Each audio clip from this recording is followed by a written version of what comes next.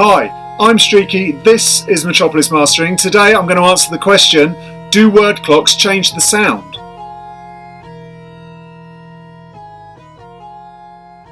So word clocks, very techie, quite dull, but they are needed if you're using digital equipment, especially high-end digital equipment, and if you've got a few bits of equipment. Now, I use two different types. I've got an A to D converter, which is a prism, and that's got a very nice internal clock on it. So I use that quite a lot, and it's got its external clock goes out to all my other bits of digital kit. We've also got an antelope clock as well, cut to the machine room.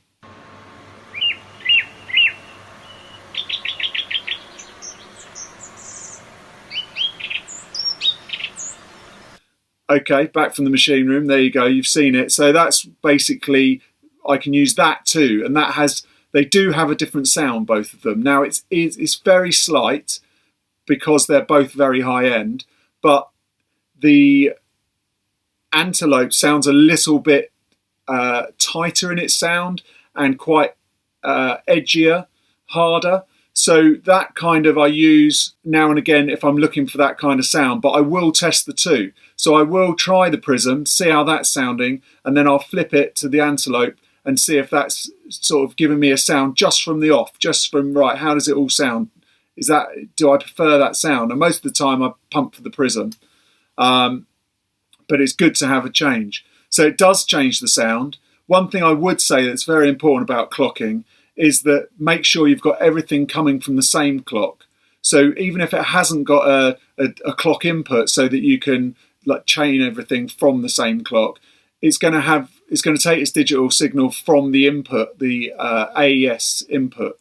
So make sure you've got the main thing clocks, and then if you're just chaining off the back of that, then they all should just be following the chain. Don't have them on internal clocks, because then they're going to be getting a signal and then they're going to be reclocking and then reclocking, where you want the main clock just to be holding the clock all the way through to the recording stage.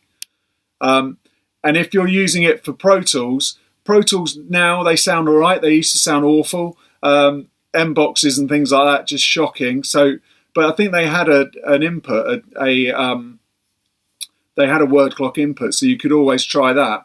But it is good to get an external clock. Check it out. I know the Big Ben Apogee one's got a nice sound to it as well. You can pick those up quite cheaply now on eBay, and they're definitely worth getting, seeing if you like the sound.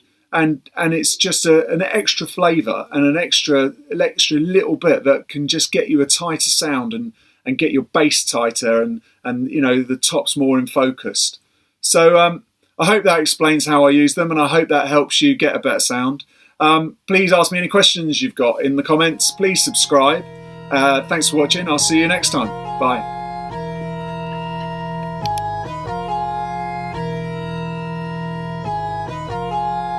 Swift.